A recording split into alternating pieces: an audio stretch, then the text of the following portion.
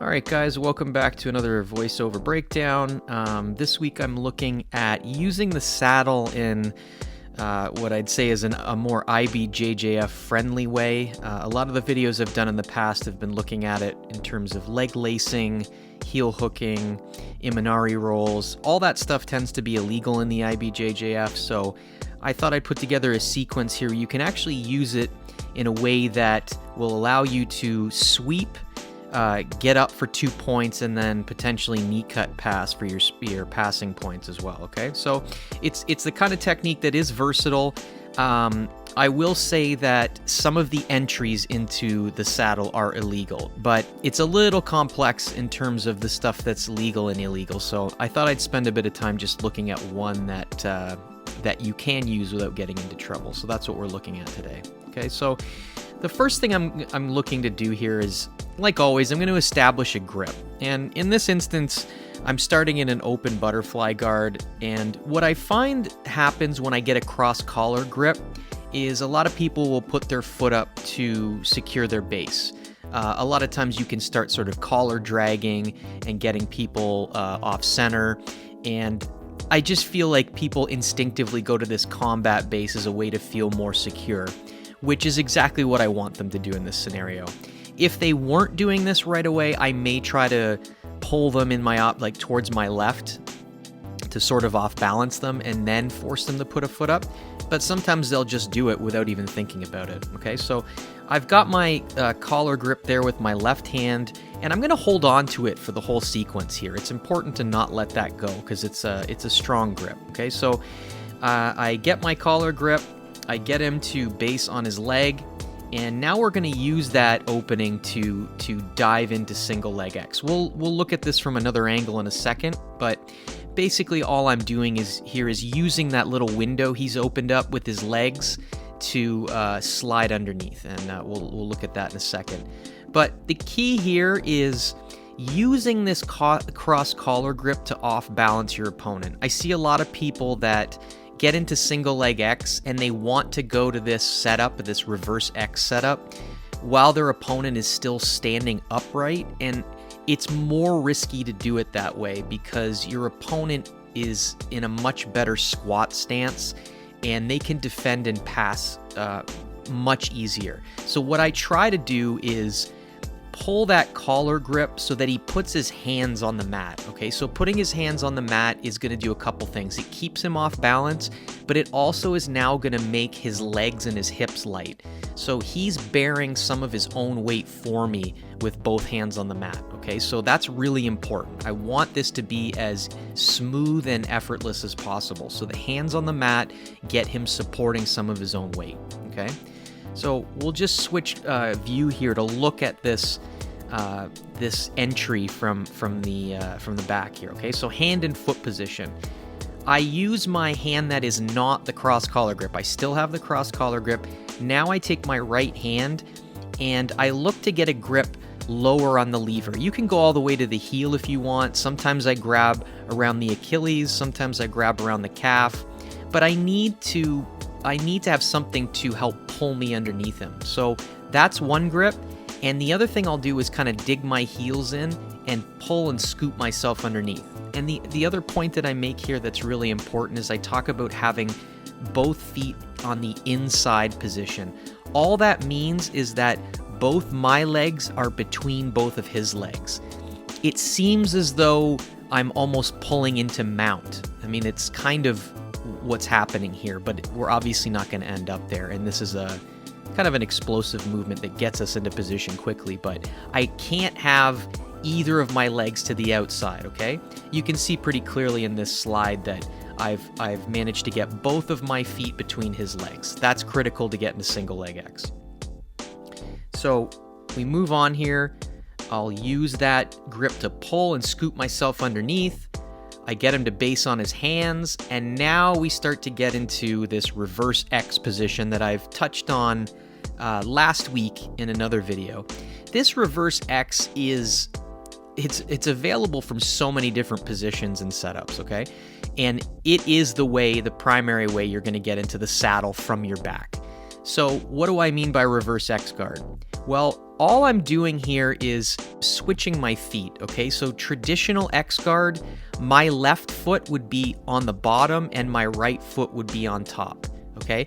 But if I do that and I go to slide through, I'm not gonna end up in the saddle, okay? So what I do here is I switch my feet, meaning I put my left foot on top and my right foot on the bottom. And you'll notice that unlike traditional X-guard, I'm really looking to get my legs nice and close together right underneath his hips, okay? So I'm making a nice tight X with my ankles there, right around his butt and his hip, okay? High up on the leg. I don't want it low near his knee. I'm not trying to stretch him out or off balance him here. I need to get his legs and hips up off the mat. So I want it as high up his leg as I can, okay? It's almost it's almost as if my left foot is gonna kick him in the groin. It's not, but I want my feet positioned right underneath his center of gravity, okay? So you can see with my feet that it creates sort of an X type of position here. So we'll move through this and we'll look at this slowly here. So you'll notice that as I do this, I'm extending my legs up. Okay, so I'm creating space, I'm extending my legs up, but I'm also reclining back as I do this because I'm trying to get his toes off the mat and get his legs nice and light, but I'm also trying to recline back because I want to bring his right leg to me, okay? I want to make this as smooth as possible. I don't want to be like trying to sit up and reach out. I want to get his toes off the mat and I want to recline back so that right leg comes to me, okay? So that I don't really even have to change hand position to grab it or anything. You'll notice that I slide into this very smoothly, okay? And so by driving my bottom right leg through, I've basically got the saddle right here. I've extended my leg, and unlike other situations, I'm not going to actually triangle my legs here, okay? You can triangle your legs if you want, but I'm not looking to attack from the saddle. And as you'll see in a second, I'm going to actually start to sit up and get up into combat base.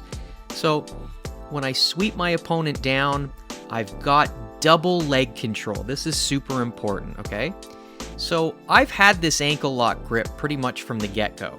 So what I mean is his left leg there, when I go to sit him down on his butt, I want to make sure I have a nice deep ankle lock type grip scooped around that left leg. That's going to really control the position. It's going to prevent him from escaping, because if I didn't have that leg, a skilled opponent is going to free that leg and start to turn out, kick away, post, and it's going to be really difficult to control the position from there. So throughout this sequence, I always try to maintain double leg control as much as possible. So I'll just say here in terms of legality with the IBJJF and the saddle, this is perfectly legal, okay? This is not considered a reaping position. I'm free to overhook what would be considered the untrapped leg. So they consider his right leg right now, they consider that the trapped leg, and his left leg is considered the free leg, okay? So you're allowed to attack that free leg. I could toe hold it, I could ankle lock it, we could Estima lock it, but I cannot attack his right trapped leg. I cannot overhook his right trapped leg. All I can merely do to it is scoop grip underneath it, okay? I am not allowed to Texas cloverleaf, I am not allowed to leg lace, but this position right here with just an ankle lock grip, and I'm not touching that trapped leg, this is totally legal, okay? So nothing to be concerned about here, but we're going to continue on, but make sure you have that double leg control at all times, okay? So now we're going to get into where I talk about getting up and sitting up. And I freeze it a lot here because there's just a lot of little points that I've played with over the last, year or so with this that have really helped make getting up more efficient. It's not quite as easy as you might think. There's a lot of different ways to try to come up into combat base, and you don't want to make it sort of clunky and awkward, and you don't want to be off balance so your opponent can kick away. So what I find best, and this is a cue that I took from Oliver Taza, one of his DVDs. He's really good at this saddle combat base position. So what I like to do is take my right outside leg and draw it sort of parallel with my opponent's trapped right leg. So I want to tuck it underneath the ankle of the inside leg, though. You can kind of see what I've done there. So I'm not putting that right leg in front of my ankle, I'm putting it behind it, okay? okay? This is gonna make sitting up a little bit easier. So the next thing I do here when we run it is I'm gonna switch my hand grip here, okay? So I like to use a hand to sort of push to help to get up, but I don't wanna let control of that top leg go. So I'll switch hands here. So now my my hand will get a nice scoop grip over his knee, and I'm grabbing sort of like around the tendons of the knee. It's a nice little sort of natural grip there. There's a little pocket that you can grab, and again, I'm not trying to hurt my opponent. It's not painful. I'm not reefing on anything, but it's a nice grip that allows me to maintain better control than just arbitrarily throwing my hand over. The other thing I'll do now with my right hand is I'll base out. Okay, and that's going to give me a little bit of extra push to help me to get up. And again, control of both legs during this whole thing, and you'll see that I sit up now, and I get into combat base, okay, and I freeze it here for a second. So now I'm in combat base. This is where if I held this for the 3 seconds, I would get my sweep points. Okay, so if you want to get your sweep points, don't rush through this. Make sure you establish that you've come up.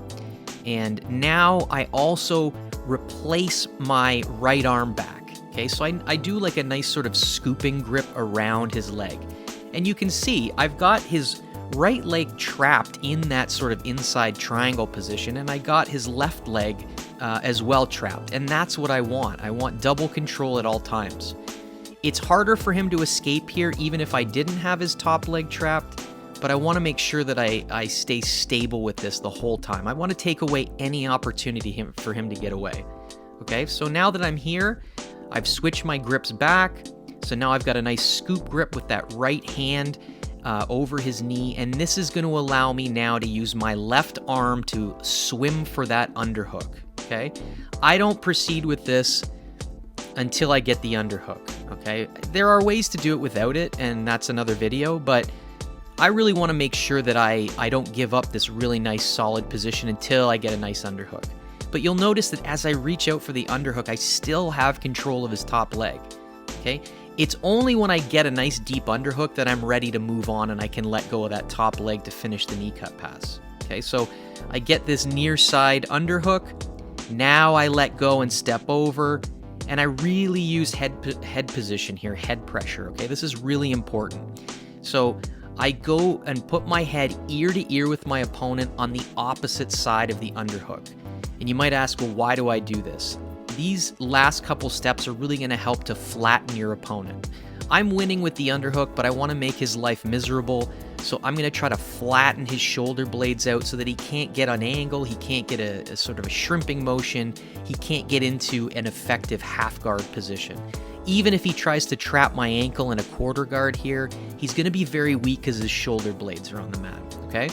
So I flatten him out, my head position is nice and low, I'm sort of grinding my head in there, and now I get a nice scoop grip on that his left arm, that last little piece here, and I pull up.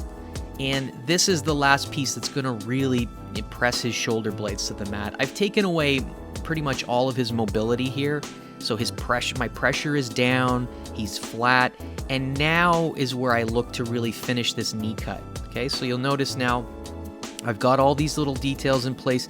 Now I cut and finish the side control, and you'll notice that I finish in a side control with that arm trapped. So he's not able to frame with that inside arm to start to generate space and get my hips pushed away, okay? So a nice sequence here that'll end in a nice tight side control, and I feel like it's a good pressure pass that can really help break your opponent a bit in a match when, you know, it's not that you just get the pass, but you're really sort of compressing and pressure passing, and they almost want to give up the pass because it's so uncomfortable, okay? So that's a look at it, guys. I hope that you enjoy the video. Please subscribe, like, and share. Comment if you like these videos. It's always great to get feedback. Even if you have any suggestions, I'm more than happy to listen. So please comment, and I'll see you guys in the next one.